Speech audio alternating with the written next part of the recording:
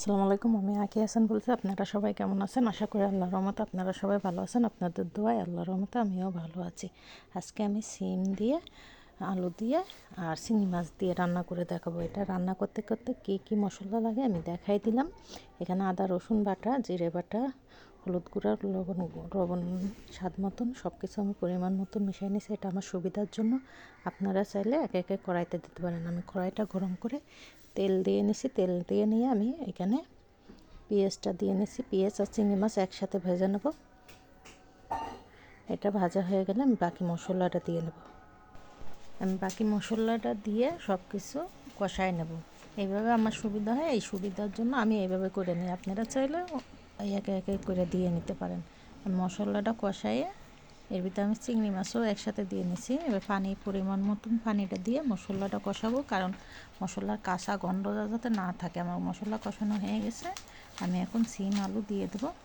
দিয়ে সিম আলুটা ভালো করে কষাই নেব। আর আমি এর ভিতরে এক ফোঁটাও পানি দেবো না। এর ভিতরে আমার আলু সিম সিদ্ধ হয়ে যাবে। আমি পানি দেবো না, ঢেকে দিলাম। আর এই পর্যায়ে এসে আমার ভিডিও ভালো লাগে থাকলে লাইক কমেন্ট সাবস্ক্রাইব করতে ভুললেন না। পাশে থাকা বেল আইকনটি ক্লিক করে দেবেন, পরবর্তী ভিডিও যাতে দ্রুত পৌঁছে যায়। আমার হলো আলু সিম সিদ্ধ হয়ে গেছে। আমি এই পর্যায়ে টমেটো আর দিয়ে দিলাম। টমেটো আর কাঁচামরিচ দেবো, দিয়ে একটু নাড়াচাড়া করে এর ভিতরে আমি সবসময় চেষ্টা করি গরম পানি দেওয়ার জন্য। তো গরম পানি দিলে তরকারির স্বাদটা একটু ভালো আসে, তাই আমি গরম পানি দিই। আপনারা চাইলে ঠান্ডা পানি দিয়ে দিতে পারেন।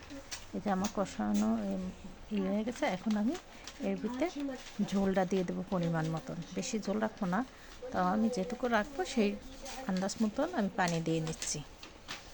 পানি দিয়ে নাড়াচাড়া করে আমি ঢেকে দিলাম। আমি আমার ভিডিও কিংবা আমি কথা অত সুন্দর করতে পারি না। আমার ভিডিও কিংবা কথাতে ভুল টুটি হলে আমার দৃষ্টিতে দেখেন। আর আমার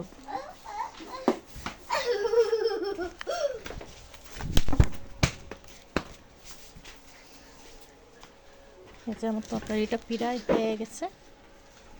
আমি এবার ধনে পাতাটা নিয়ে নামাই নেব।